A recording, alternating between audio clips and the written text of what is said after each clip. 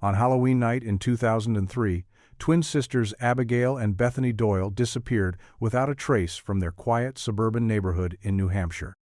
Dressed as matching angels, they left their home to trick-or-treat just before sunset and were never seen again.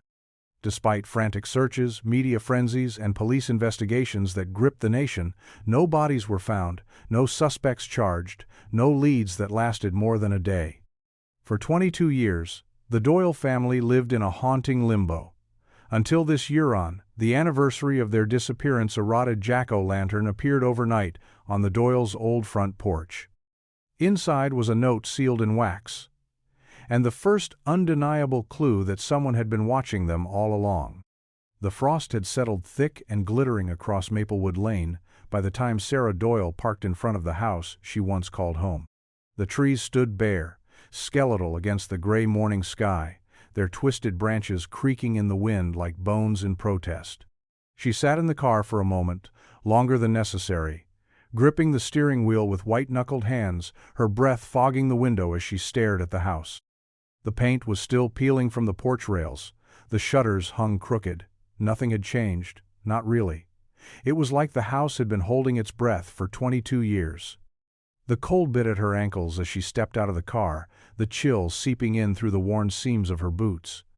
Sarah pulled her coat tighter and walked up the front steps slowly, the familiar creak under the third board drawing her attention like a whisper from the past. She glanced at the spot where the swing used to hang, where Abigail and Bethany would launch themselves back and forth, their matching blonde braids flying, shrieking with laughter. That sound hadn't existed here since 2003. She fumbled with the keys, surprised her hand was shaking. Not from cold, from memory. But then she stopped.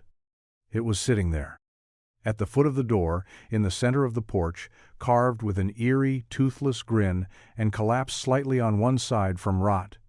A jack-o'-lantern, a fresh candle stub still nestled inside. The edges were soft, wilted from the first freeze, but the intention was clear. It hadn't been there yesterday.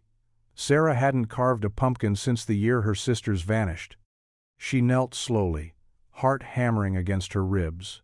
The air seemed thinner here, the silence too exact. She reached forward and tilted the pumpkin gently. Something clinked inside. Her fingers recoiled.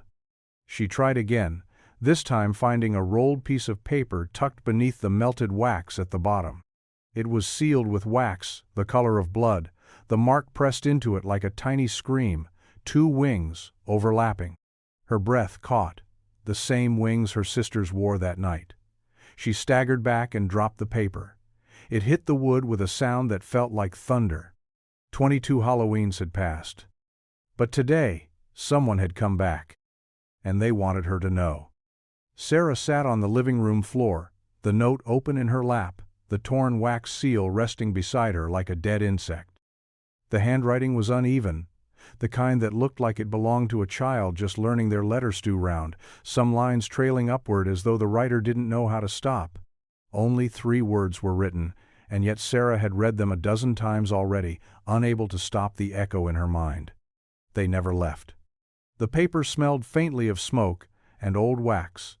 She turned it over again, searching for anything Elsie's signature, a date, a fingerprint smudged in the corner. Nothing. Just the trembling scrawl and that wax seal. It had pressed into the paper too hard, leaving an embossed impression of the angel wings even on the backside.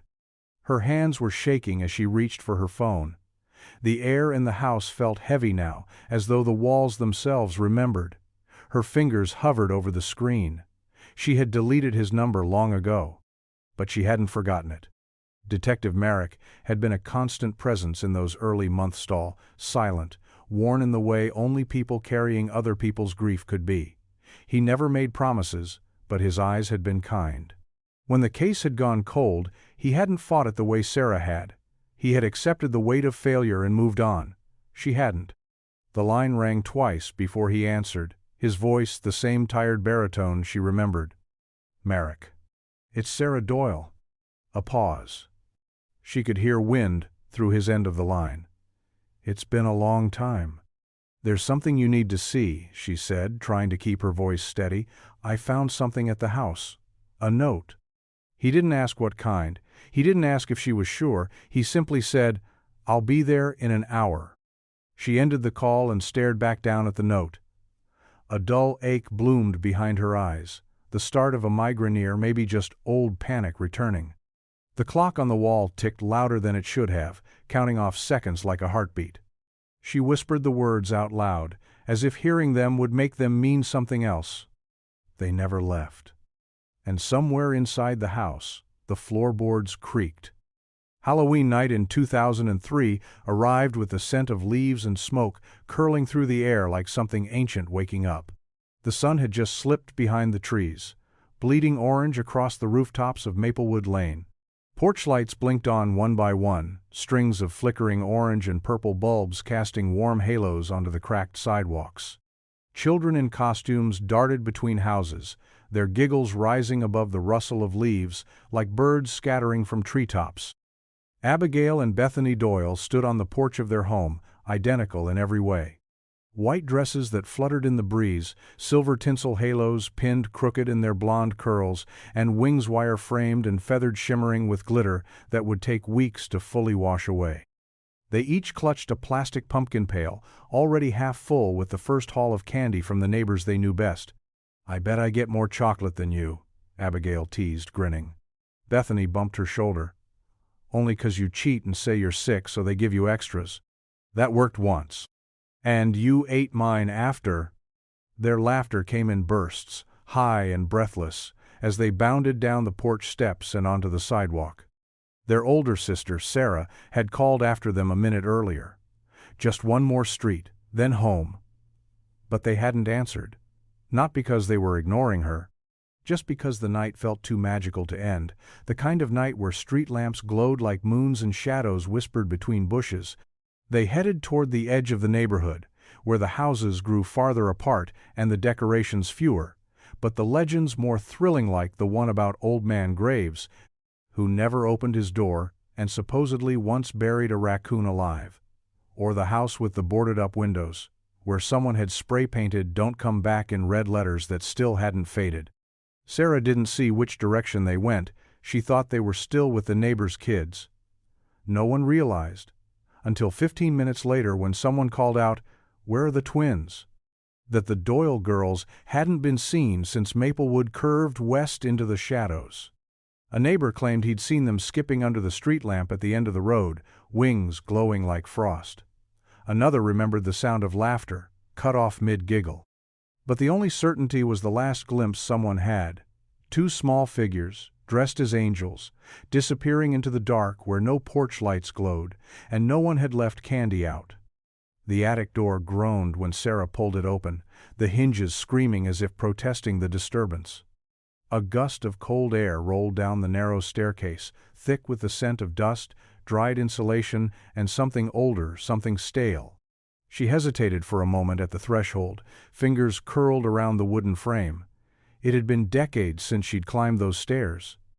The last time, her mother was still speaking in full sentences, still holding on to hope with brittle knuckles. Sarah exhaled and climbed. The attic was exactly as she remembered. It boxes, stacked like crumbling monuments, old furniture under stained sheets, and a single bulb dangling from a frayed cord, swaying slightly in the draft. Cobwebs clung to the low beams, trailing across her shoulder as she ducked beneath them. Her boots echoed on the plywood floor, each step scattering bits of insulation and dust into the air. She wasn't sure what she was looking for. Maybe nothing. Maybe she just needed to see if time had left something behind. The jack-o'-lantern, the note "They never left it" had shaken her more than she wanted to admit, but it was the attic that drew her. The house seemed to be guiding her, room by room, breath by breath. In the far corner, behind an old rocking horse missing one eye, she found a plastic bin labeled "Home Movies" in her mother's careful handwriting. The lid cracked open with a sharp pop, and inside a jumble of VHS tapes lay in disarray, their black casings dusty, stickers half peeled. She picked one at random. Halloween 3. Sarah swallowed, the weight of the tape sudden in her palm, heavier than it should have been. She brought it downstairs to the old combo TV VCR set that still sat in the den, the remote long gone but the buttons still functional. With a trembling hand, she fed the tape into the slot. The static gave way to color. Two little girls in angel costumes spun in dizzy circles, their laughter bursting through the screen with painful clarity. Abigail tripped and fell, and Bethany helped her up, both of them giggling. Their father filmed from the porch, narrating gently, occasionally calling out, "Say trick or treat." Sarah sat frozen, eyes locked on the screen. Near the end of the footage, as the twins turned to walk toward the far end of the yard, something shifted. Behind them, half hidden in the bushes near the tree line, a figure stood, masked, watching, not moving, not waving, just there. The camera panned away before returning seconds later, but by then the figure was gone. Only the trees remained. Sarah's blood turned to ice. She rewound the tape, paused it on that single frame, and leaned in. The mask wasn't of any monster or ghoul. It was an angel's face. Blank, expressionless, like porcelain. Detective Marek arrived just past noon, his coat still damp from the drizzle that had rolled in with the clouds. He looked older, now grayer at the temples, the lines deeper around his mouth, but Sarah noticed his eyes hadn't changed. Still the same storm gray that had once searched this house with quiet determination and left with nothing but apologies. He didn't speak much as she led him to the porch. He just looked at the jack-o'-lantern, the dried wax at its base, the subtle impression left where the note had been tucked beneath. "I called in a team," he finally said. "They'll be discreet." Sarah nodded, folding her arms across her chest. "I watched the tape, Marek. There was someone else there that night." He looked at her, something unreadable flickering across his face. "I always thought there was." The forensic unit arrived less than 30 minutes later, dressed in quiet efficiency. One of the Ma woman with a no-nonsense braid and latex gloves lifted the jack-o'-lantern with surgical care and placed it inside a plastic evidence box.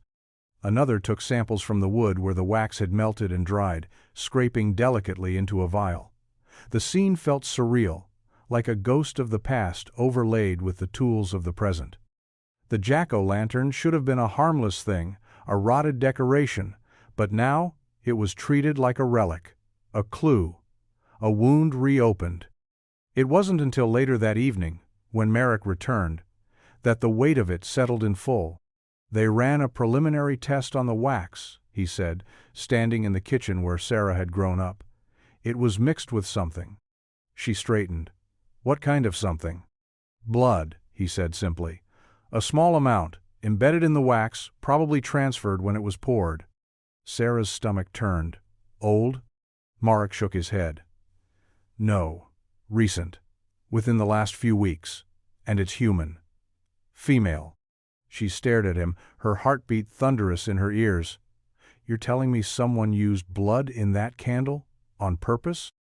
"I'm telling you, it's someone alive. A woman. And she bled recently enough that it's still registered fresh." Sarah looked toward the front door, as if expecting the jack-o'-lantern to have reappeared there again, grinning with its rotted mouth. "They never left," she whispered, the words tasting like ash now. And somewhere beyond the walls of that old house, someone somewhere was bleeding into the present. The care home was tucked off a quiet stretch of road, surrounded by skeletal birch trees and fields that had long since surrendered to frost.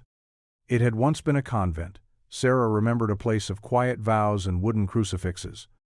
Now it held a different kind of silence, padded and sterile, broken only by the murmur of televisions and the hum of medical carts rolling past open doorways. Room 213 was near the end of the west wing. Sarah hadn't visited in nearly a year. She stood outside the door for a long moment, one hand resting on the chipped frame. Her mother had stopped recognizing her years ago, stopped asking about Abigail and Bethany even earlier. The disease had taken her in layers: first memory, then clarity, then language. And yet sometimes, in the late hours of night, the nurses said she still spoke. Strange things, broken things, things no one wanted to write down. Sarah stepped inside. The room was dim, curtains drawn against the gray sky. Her mother sat in a recliner by the window, wrapped in a pale yellow shawl. She stared out at nothing, her hands motionless in her lap, eyes glassy and distant.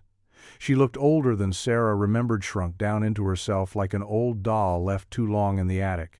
"Hi, Mom," Sarah said softly, unsure why she was whispering. "It's me." No response. Not even a flicker of acknowledgement.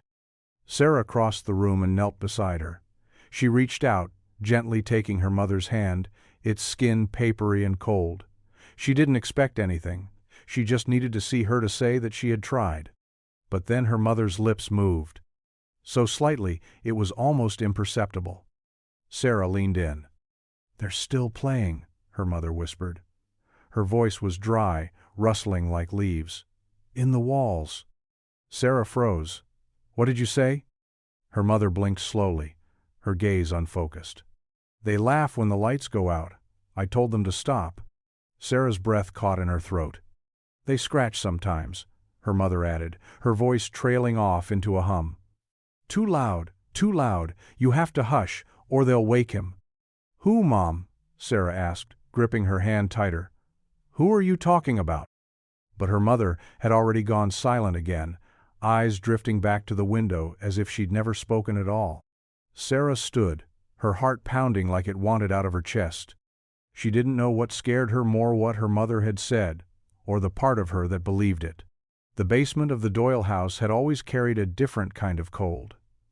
Not the kind that seeped in through the windows or settled in the bones, but something heavier, stiller.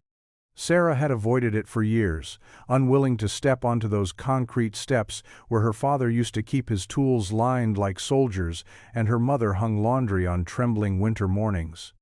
But now she stood behind a row of investigators, the air thick with the scent of mildew, sawdust, and something she couldn't name.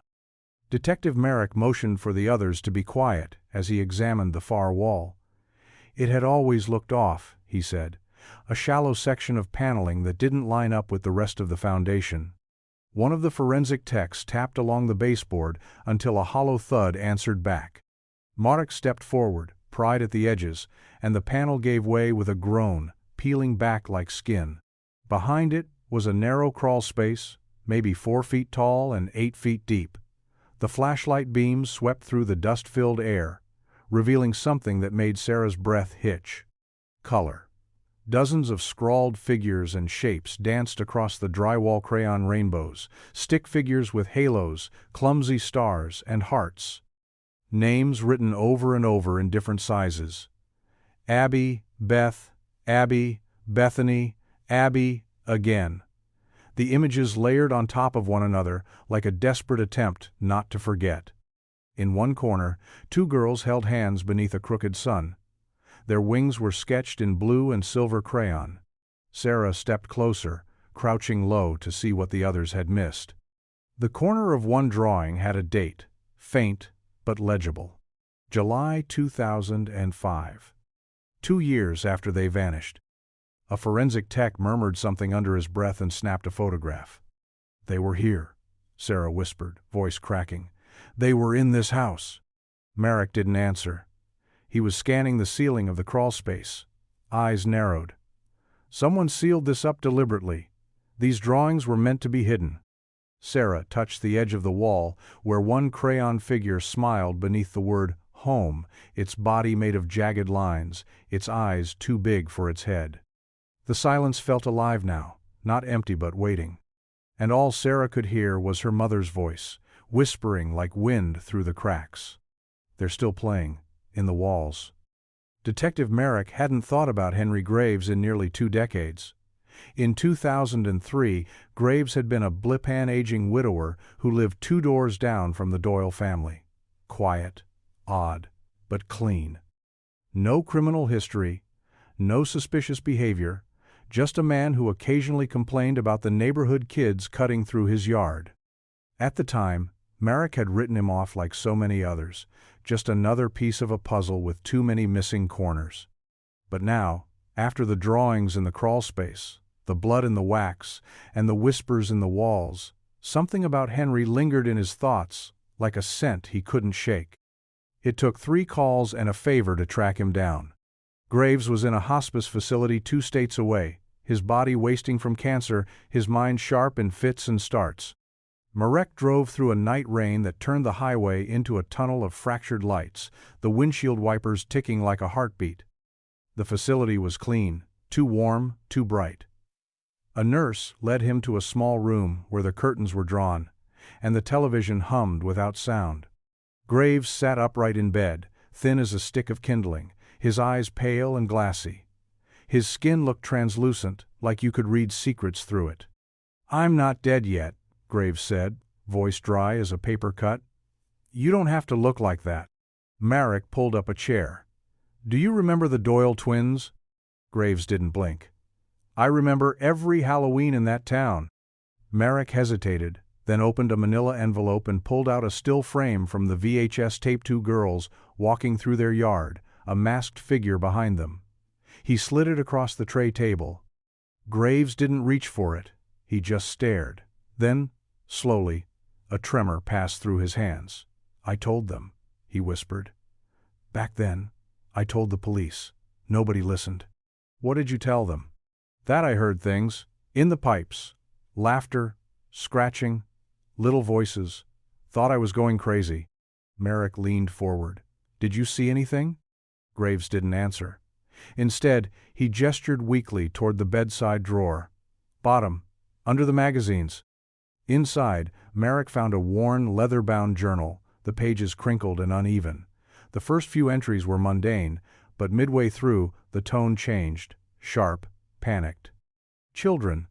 I see them sometimes. Through the vents. The same faces. They never grow. I buried the pipe, covered it. I won't listen anymore." Marek closed the journal, his hands suddenly cold. This wasn't a witness statement. It was a confession. The journal pages crackled as Marek turned them slowly, each one more unsteady than the last, as though Henry Graves' grip on reality had been unraveling in his own handwriting. The ink changed tones mid-paragraph, shaky black to pressing blue, then pencil smudged with what looked like fingerprints. The dates weren't consistent, sometimes skipped weeks at a time. Other entries stacked days apart like the words couldn't be held in anymore. February 6, 2004. Laughter in the pipes again. Not mice, not the house settling. Children. Giggles, echoing through the radiator vents. I tried turning off the heat. The sound kept going. February 15. I crawled under the house. Flashlight and screwdriver. I thought maybe someone's radio was stuck beneath the floorboards, but the sound stopped when I looked. I saw movement, though. Shadows, small ones, not rats. Marek paused. His pulse had begun to thrum in his ears. March 3. They're not just in the pipes now. I heard them whispering last night, under the bedroom. I don't sleep. I don't sleep. I boarded the vent shut with tin. Hammered it down so nothing could crawl through. The next page was torn along the edge. What remained was faint, as if written with trembling hands or in half darkness. April 20. I saw them. 2 little girls. Blonde hair, white dresses. Under the floor beneath the boards.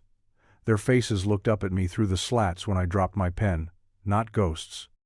Eyes too wide to be dead. They were smiling. There was a shaky diagram on the next page, sketched lines of a basement layout.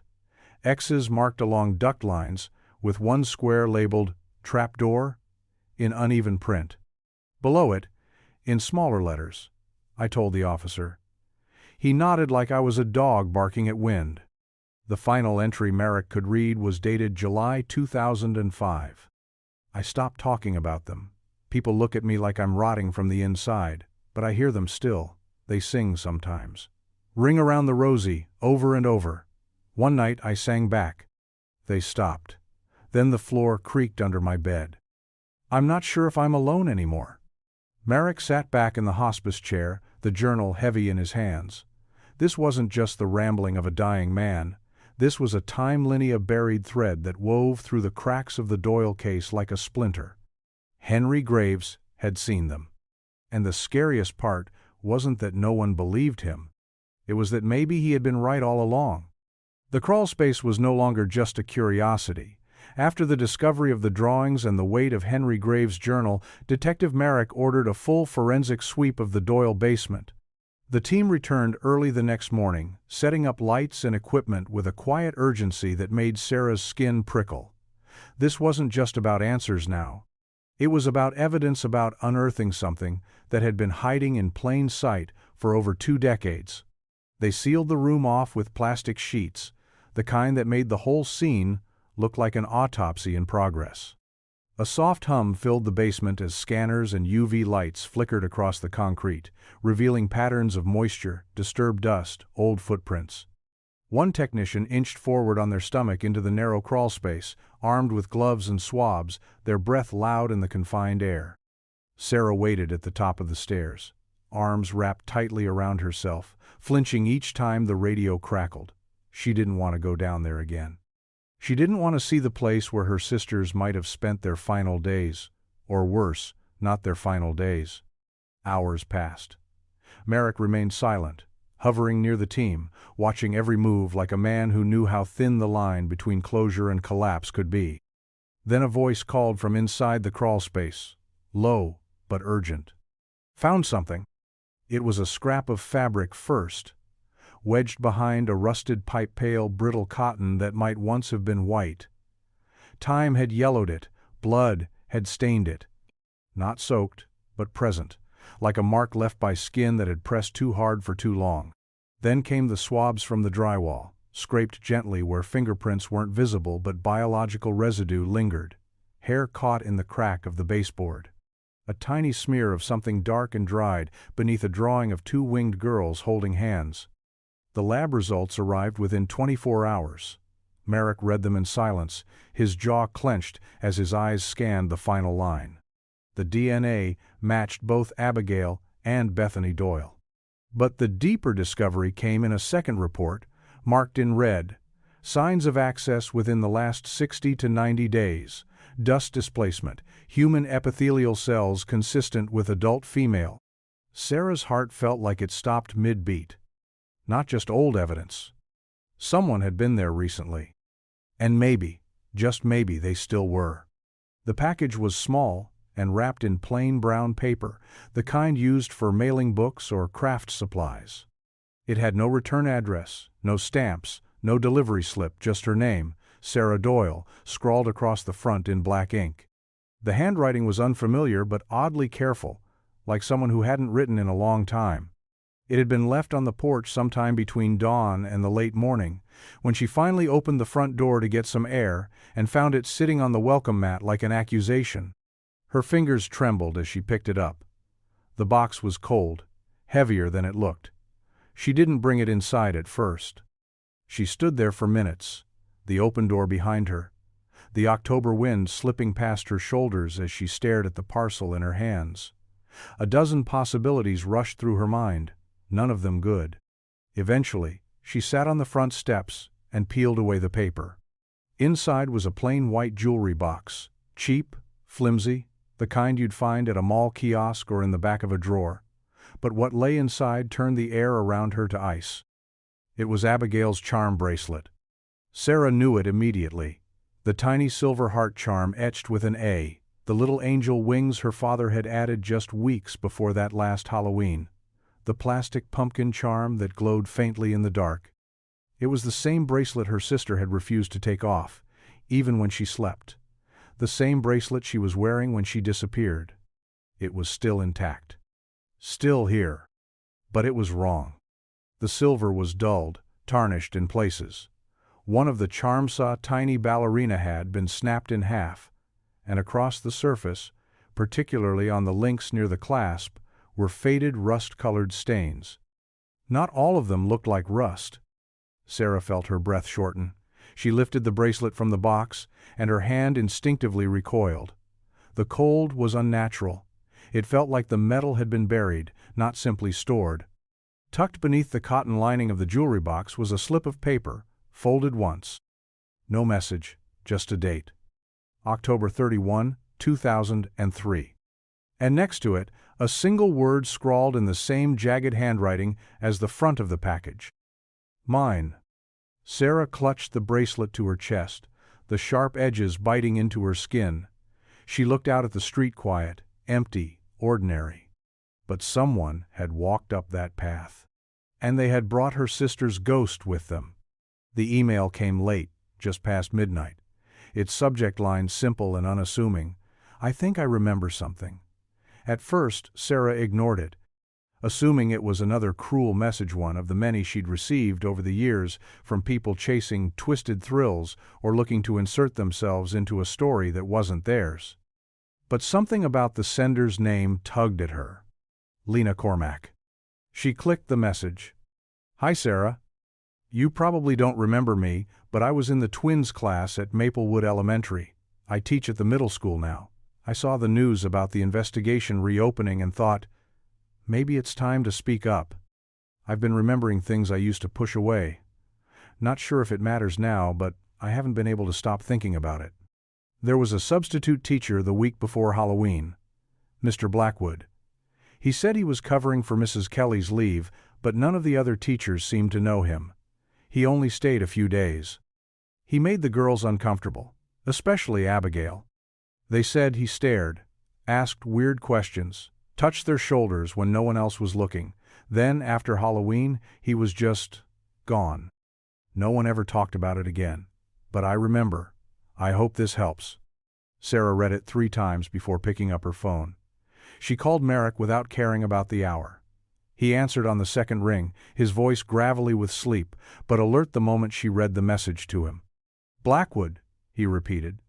That name never came up in the original case file. Sarah's mind buzzed as she paced the kitchen floor, her bare feet cold against the tile. She said the other teachers didn't know him. What if he wasn't on any formal record? Marek exhaled slowly. "Then we start digging through substitute logs, staff rosters, anything archived. If he slipped in for just a few days under a false name, we may have missed him entirely." Sarah's hands shook as she poured herself a glass of water. It felt like another crack forming in the wall, something pressing through from a place too long sealed. She remembered that Halloween, how Abigail had come home quiet, her usual chatter dulled. She'd mentioned something about a weird man at school, but dismissed it when Sarah pressed. Just a teacher, just a sub. And now she wondered. What if he never left town?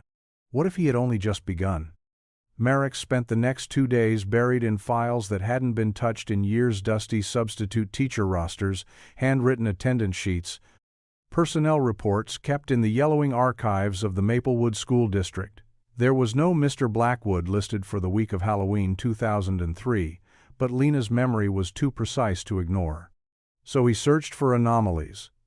Substitutes who appeared without proper onboarding, names without background checks, gaps in signatures. He found one. A Daniel B. Wood had signed in for 3 days, that October 27th, 28th, and 30th. No staff photo, no emergency contact, no clear application record. And after Halloween, nothing. No further entries in any district. It wasn't just suspicious, it was intentional. A deeper dig with help from state education records and federal databases revealed what Merrick already feared. The name was false. Daniel B. Wood had used a fake Social Security number and a forged teaching credential, and he wasn't a ghost. He had simply changed his name again. There were similar entries under David Whitman, Douglas Brent, Ben Walker, all within a 100-mile radius over the span of several years, working odd, short-term positions in small-town schools. Always just for a few days. Always leaving without notice. It was a pattern, and it reeked of someone looking for something or someone. Merrick pulled DMV records for all the aliases. One linked to a property and old deed from 2001 registered under Brent D. Wallace, an alias that hadn't shown up in any of the education records but matched the same signature style. The address was a cabin, tucked into the forest just east of Maplewood, where the paved roads gave way to gravel and pine, isolated, untouched, forgotten. The property had been listed as inactive since 2007, no recent tax payments, no recorded visitors. But something gnawed at Merrick's instincts. When he pulled satellite images from the last year, he saw it. In one photo, dated mid-August, the cabin roof looked worn and overgrown. In the next, taken just 5 weeks ago, the leaves had been cleared from the drive. A vehicle-sized track wound up to the porch. Someone had been there. Merrick sat back in his chair, staring at the screen, the image pixelated and quiet. He wasn't just chasing a name anymore. He was following a man who changed his face, his story, and his trail, but who may have never stopped watching the same girls. And one of them might still be watching him back. The road to the cabin was little more than a path choked with pine needles and silence. The forest pressed in on both sides, a canopy of limbs overhead blotting out most of the afternoon light. Merrick drove, his hands steady on the wheel, eyes scanning the woods as if expecting someone or something to step out at any moment. Sarah sat beside him, her heart thrumming low in her chest. She hadn't spoken much since they turned off the main road, but she hadn't needed to. The tension between them was its own language. The cabin emerged slowly from the trees like something the earth had nearly swallowed. Moss blanketed the roof. The porch sagged slightly at one corner. The windows were dark, curtainless. No tire tracks now, not since the rain 2 nights ago, but the dirt had been disturbed recently. Merrick had seen it in the satellite images. He cut the engine. Neither of them moved. "I'll go first," he said finally, and Sarah didn't argue. The front door was unlocked. Inside, the air was stale with mildew and rot, tinged faintly with something sweeter decay, masked by something artificial. The kind of scent you find in an old toy chest or a forgotten nursery. Dust swirled in the weak light filtering through the boarded windows. A small table sat beneath a single bulb, the cord torn from the ceiling. There were no personal effects, no dishes, no clothes. But there were drawings. Dozens of them. Pinned to the walls with tacks, curled at the edges, some smeared by time or water or perhaps fingers that couldn't hold a pencil properly anymore. All of them showed 2 girls, always standing side by side. Their bodies were stick-thin, their dresses always white. But their faces were blank. No eyes, no mouths, no features, just ovals of nothing. In some drawings, they stood in the woods. In others, they knelt beside what looked like a shallow grave. In one, they were reaching toward something that looked like a door except the door had no knob. Sarah's breath caught as she stepped into the next room. On the far wall, illuminated by the shaft of gray light from a broken window, was a grid of Polaroids. At least 30 of them. Each photo pinned to the wall with a sewing needle through the center. The girls were in them, sometimes distant, sometimes close, but always with that same blank stare. Some of the photos were faded, aged by years. Others looked newer. One in particular made Sarah's knees weaken. It showed the back of a girl standing just beyond a tree line, the edges of her blonde hair frayed by wind. The timestamp on the bottom corner was dated just 3 weeks ago. Sarah's voice broke into a whisper. "She's still alive." The lab report arrived on a Monday morning, its subject line as clinical as the words beneath it were shattering. Merrick opened the email in his unlit office, blinds still drawn, the scent of stale coffee clinging to the air. Outside, the trees had started to shed the last of their color, skeletal limbs tapping against the windows as if trying to eavesdrop. Sarah sat across from him, hands clenched in her lap, knuckles white. She hadn't slept. Neither had he. Since the visit to the cabin, everything had shifted from nightmare to something colder, real, measurable. The wall of photos haunted her, the one dated just weeks ago, especially. She couldn't shake the feeling that Abigail was watching them, reaching out in ways only she understood. Merrick cleared his throat and slid the paper across the desk. "They matched the sample from the jack-o'-lantern to the cabin," he said. "It's the same blood, same person." Sarah nodded slowly. "One of the twins." "Yes." Her eyes flicked down to the paper, scanning the numbers, the breakdowns, the language that turned identity into strings and sequences. Then she saw it. A match against the old DNA profile collected back in 2003, taken from hair found in Abigail's hairbrush, from Bethany's toothbrush, from an old Band-Aid their mother had saved, unwashed. as if even that tiny wound might one day help bring them home. Merrick said it gently, but there was no softening the blow. "It's Bethany's." Sarah blinked, her vision swimming for a moment. She tried to speak, but nothing came. For weeks, she'd walked the perimeter of the unknown, wondered which sister, if either, might still be alive.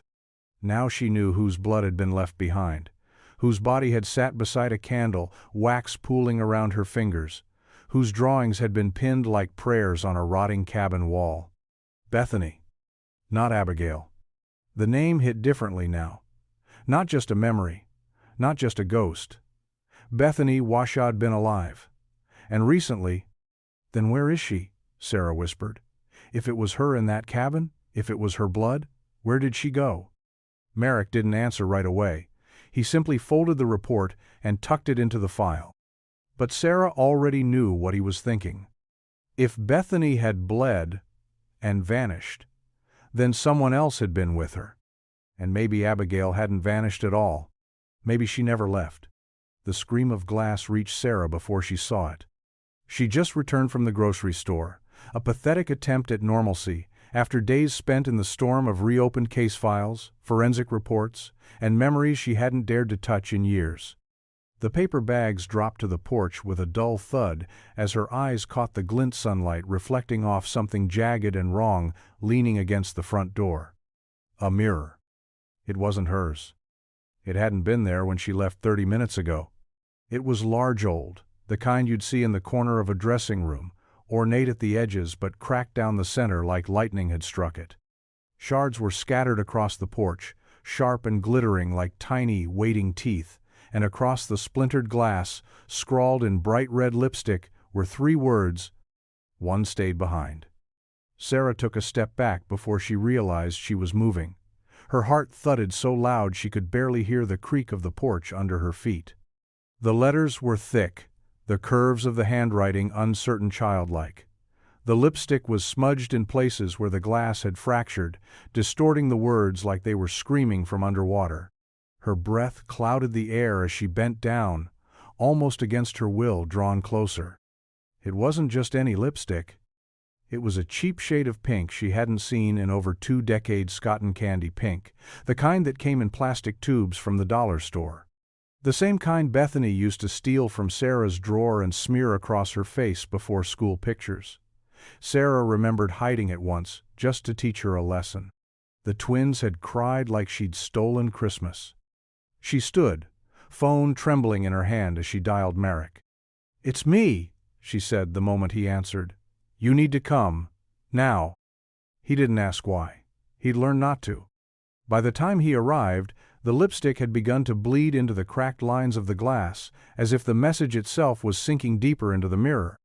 Merrick stared at it for a long time before speaking. "They're not just sending you messages," he said. "They're escalating." Sarah didn't look away. "It's Bethany, isn't it? Or someone who wants us to think it is." She pressed her palm gently to the mirror's surface, just beside the words. The cold seeped into her skin. One stayed behind. And Sarah could feel it now, like a thread tightening. Not all ghosts drift away. Some of them wait. The dream came on slowly, like fog creeping over a field just before dawn. Sarah stood in the hallway of the old house, the wallpaper faded and curling at the seams the way it used to look before their mother repainted. Her bare feet were cold on the wood floor. The house was quiet but not empty. Not anymore. Somewhere behind a door, laughter echoed soft, bright, and unmistakably familiar. Not just children's laughter, but their laughter. Abigail's high-pitched giggle, Bethany's breathless snort that always came when she laughed too hard. It was coming from the end of the hall, the attic door. In the dream, the door looked newer, somehow cleaner. No dust, no creaking hinges, just a smooth white panel, closed tight, a single round knob gleaming in the half-light. "Abby," Sarah called, her voice catching. The laughter paused. Then came again, louder this time, almost teasing. "Beth?" She reached for the knob. Her fingers curled around it, cold metal biting into her palm. She twisted. Nothing. The door wouldn't budge. She jiggled it harder, pushed, yanked. The laughter behind it never stopped. It only grew more distorted, layered with whispers that slipped under the wood like smoke through a vent. "Let me in," Sarah said, her voice shaking. But the door stood firm, unmoved, sealed against her like it had been nailed shut from the inside. She began to pound against it, each slam echoing down the narrow hallway, mixing with the laughter until the two sounds became indistinguishable. Her heart raced. The laughter shifted now urgent, sharp, wrong. It was no longer a memory. It was something pretending to be one. Sarah woke with a gasp, the sheets tangled around her legs, sweat cooling against her skin. Her bedroom was dark, the clock blinking 3:12 a.m., the house silent, save for the ticking of the old hallway clock. Then she heard it. A soft creak, just above her. She sat up, breath held. The attic. She threw off the covers and padded barefoot into the hallway. The air was cold, unnaturally so. At the end of the corridor, the attic door stood slightly ajar, just a sliver but enough to reveal blackness beyond. She had closed it. She knew she had. Merrick himself had sealed it after the forensic team finished. Sarah stared at the gap, her body still, her mind screaming. Something had come through, or something never left. Merrick hated nursing homes, not for the smell or the quiet decay, but for the waiting. Everyone in those halls seemed to be waiting for time to end, for memories to return, for someone to finally ask the right question.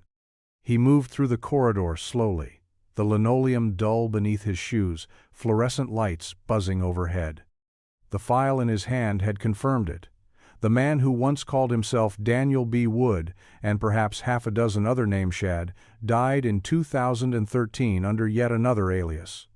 This time, he was registered as Matthew Crane, a hospice patient admitted with late-stage liver failure. No visitors recorded, no next of kin, officially. Unofficial records often told a different story. Merrick met the caretaker, Miss Harlow, in the quiet lounge near the rear garden.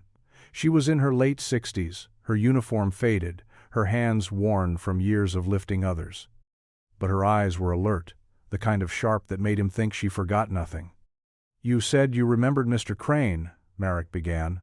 She nodded slowly. "I remember them all, Detective, but him. Yes, strange man, quiet, didn't speak unless spoken to, and even then barely above a whisper, always watching the door." Merrick opened the file, flipping to a photo. It was grainy and outdated, but the jawline, the eyes, the tilt of the head, it was the same man from the school records, from the license tied to the cabin. "Did he have any visitors?" Miss Harlow's mouth drew into a thin line. "Not officially," she said after a pause. "But yes, late at night, just before lights out, I'd see them come in through the side garden. Never used the front desk. I figured they were family, sneaking a final goodbye." "Who were they?" Merrick asked, heart beginning to hammer. "Two girls. Young, maybe 10, 11, quiet. Wore matching dresses, like old-time nightgowns. Blonde. I only ever saw them from behind. They'd stay with him for an hour or so. No noise, no fuss. Then they'd slip out again like shadows." Merrick leaned forward. "What year was this?" "Winter of 2012. Early 13. Then one day, they just stopped coming. And a week later, he died." Miss Harlow hesitated, then looked him dead in the eyes. "I always thought they were ghosts, you know," she whispered, "but now, I think they were something else." Merrick sat back, the weight of it settling deep in his chest. The man they'd been chasing was gone. But he hadn't died alone. And both of the Doyle twins had been with him at the very end. The forest was quieter this time.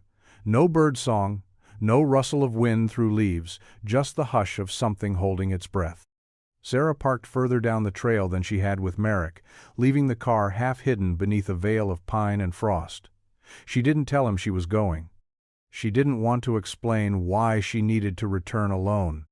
The cabin loomed like a bruise in the landscape, hunched low beneath the weight of its own secrets. The boards creaked beneath her boots as she stepped inside. The scent hadn't changed: damp rot, old paper, and something faintly sweet and sour, like wilted flowers left too long in water. She passed the wall of Polaroids without looking at them again. It was the room in the back she wanted. The one Merrick hadn't pushed deeper into, the one with the warped floorboards and the faintest draft curling up from below. Sarah stood at its center and listened. There it was, a subtle whisper of air, rising from somewhere beneath her feet. She dropped to her knees, running her hands across the floor. Dust clung to her palms. One board gave slightly beneath her pressure. She worked her fingers under the edge and lifted. Beneath it was a narrow hole and, nestled within, a tarnished metal ring. She pulled. The trapdoor groaned as it lifted, revealing a short, steep stairwell cut directly into the earth, framed by crumbling brick and rust-streaked wood. Cold air wafted up, sharp and metallic. Sarah paused at the top step, phone light trembling in her grip, before descending. Each step took her further into the dark.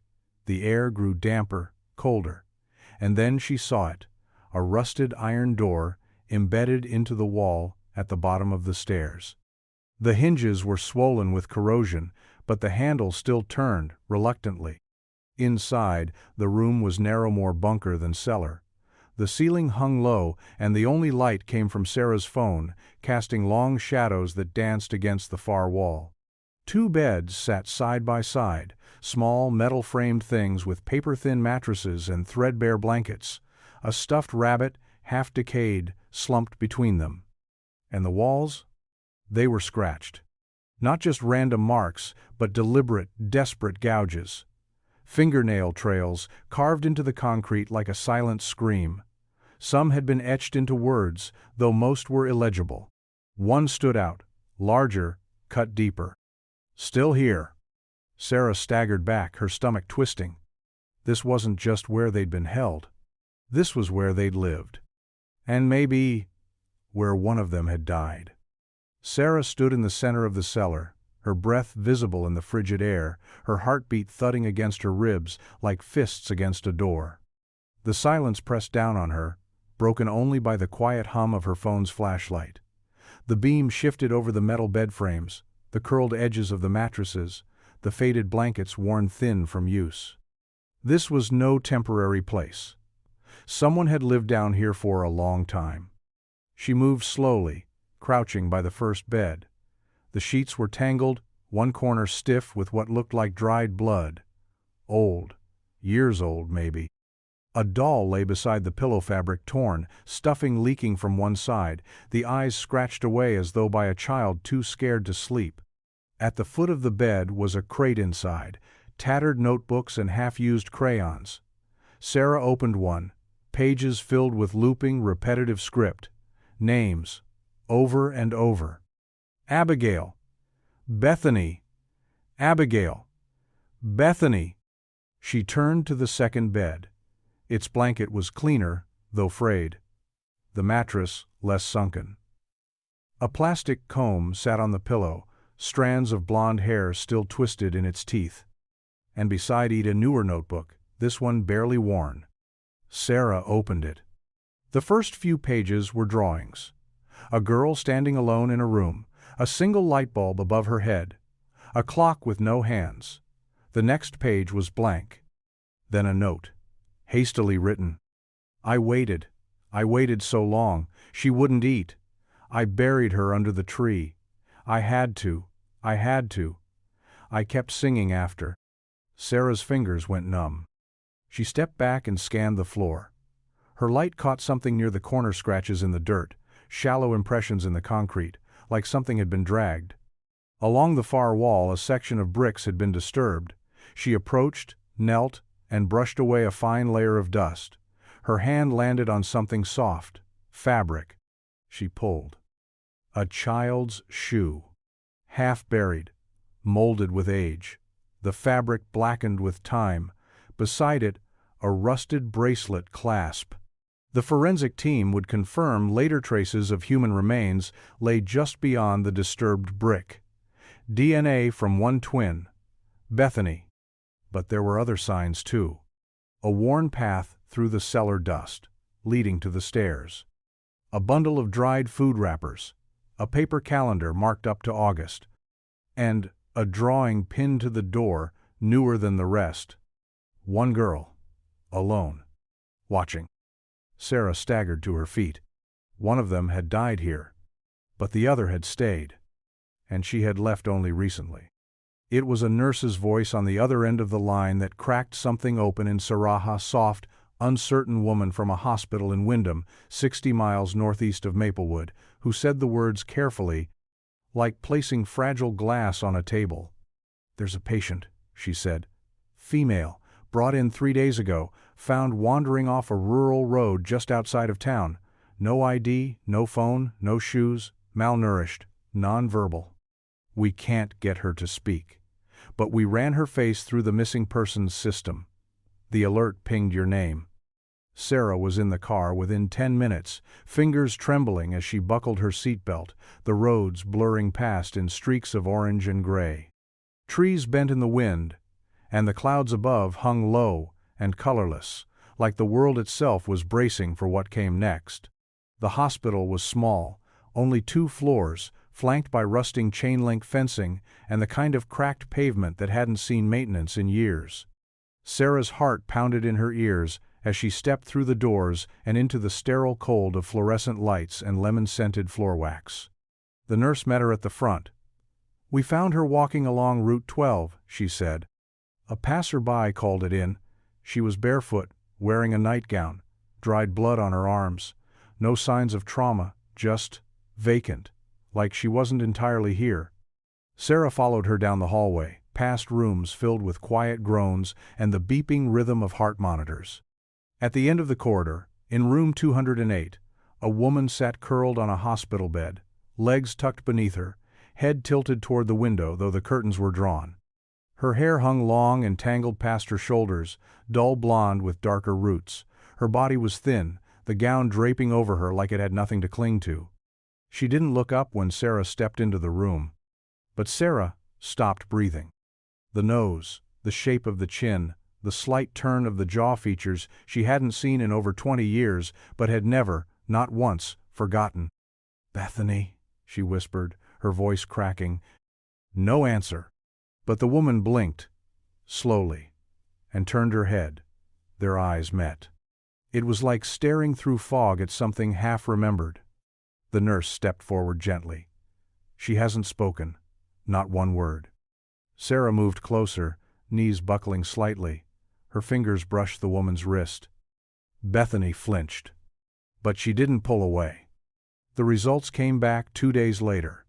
The hospital called Merrick first, and he drove to the Doyle house in the rain, the manila envelope clutched in his hand like a verdict. Sarah met him on the porch, soaked to the elbows, her expression a brittle mask of calm that threatened to break at any second. He didn't need to say the word, she saw it in his eyes. "It's her," Merrick said quietly. "It's Bethany." The DNA was a match. Not just likely, certain. Sarah sank onto the porch swing, the wind lifting the wet ends of her hair. She was crying before she realized it, silent tears streaking down her face, the kind that came from places no sob could reach. 22 years, not a body, not a note, just silence. And now her sister was alive, somewhere, breathing, and broken.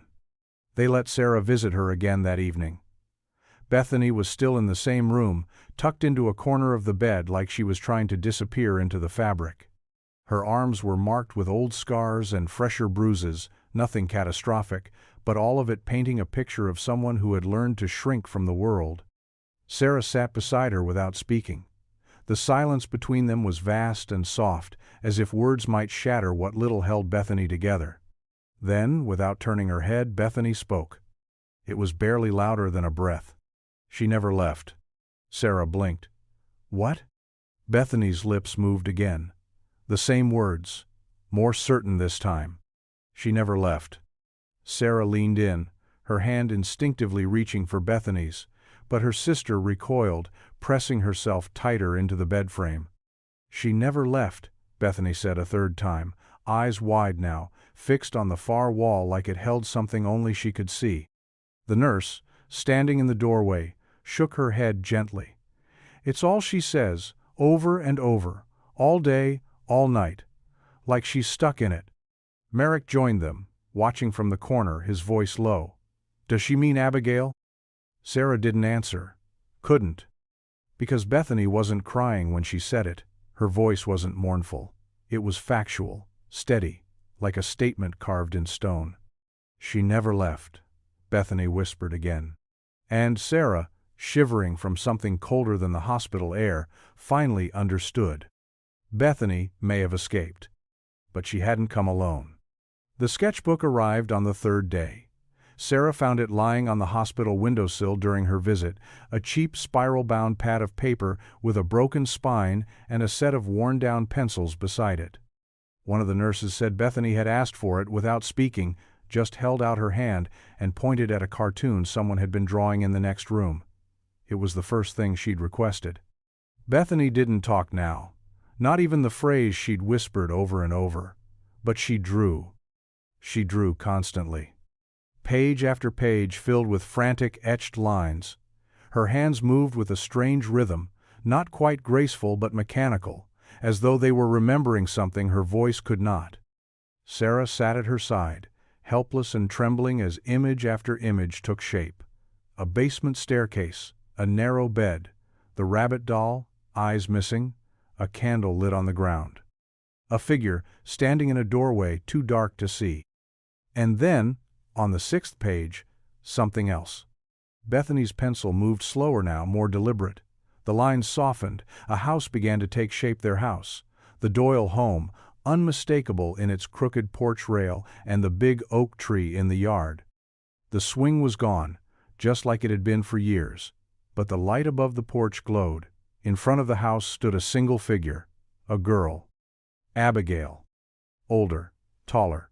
Her hair still blonde, but longer now, wild around her shoulders. She wore a white dress, simple, hanging past her knees, and she stood just off the path watching. Not walking toward the house, not knocking, just standing, barefoot, silent. Bethany underlined the drawing once with the side of her pencil, then dropped it to the floor. Sarah's breath caught in her throat. "That's our house," she whispered. "From now. From this year." Bethany didn't respond, but her eyes met Sarah's for a split second, and it was enough. She was there, Sarah said aloud, her voice shaking. She was outside, watching. Bethany blinked slowly, as if confirming it in the only way she could.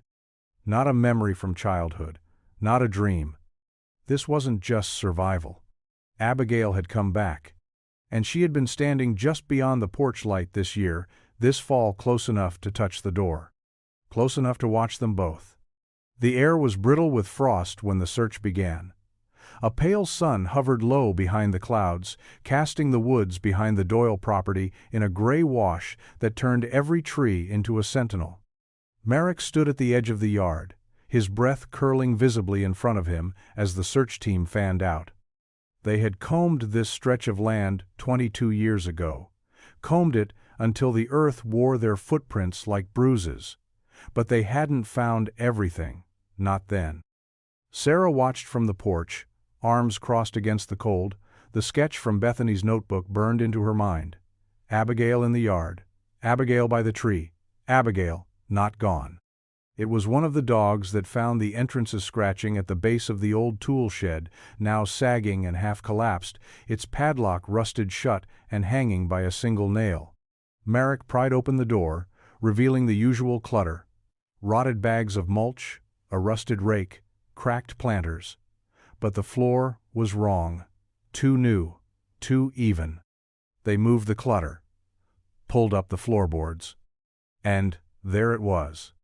A trap door, nearly identical to the one in the cabin. Sarah had found iron hinges, a recessed handle worn shiny from use. Merrick reached down slowly, breath held, and lifted. A rush of cold air breathed up from the earth. The ladder descended into blackness. The team lowered a lantern first. Then they climbed.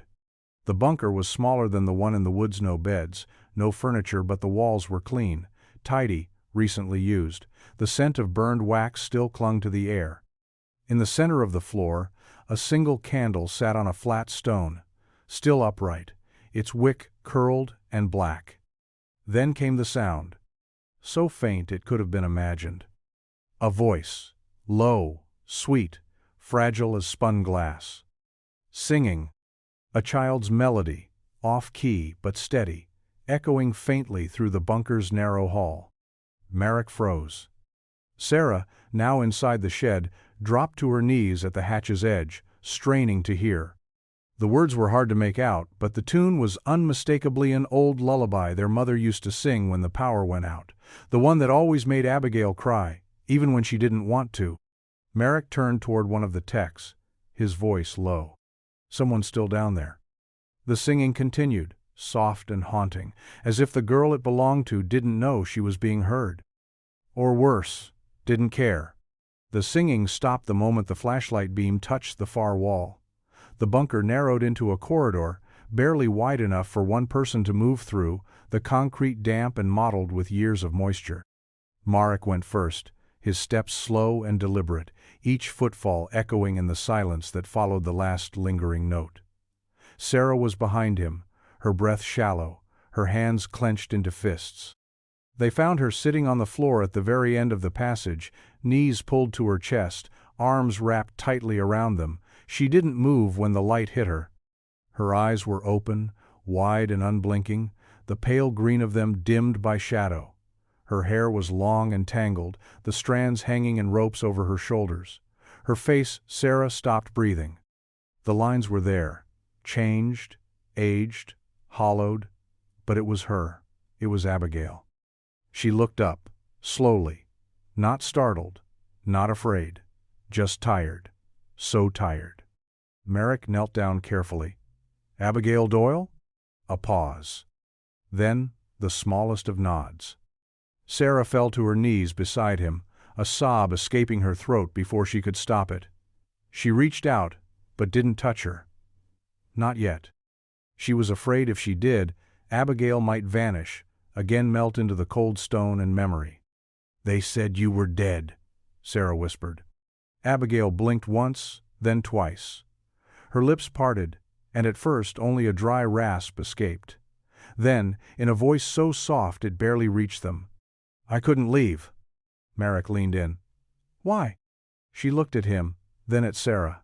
There was no madness in her gaze, just grief so deep it had grown still. He said, if I left, she'd die. Her voice cracked. So I stayed. I stayed when she got sick. I stayed when she stopped talking. I stayed after I buried her under the tree.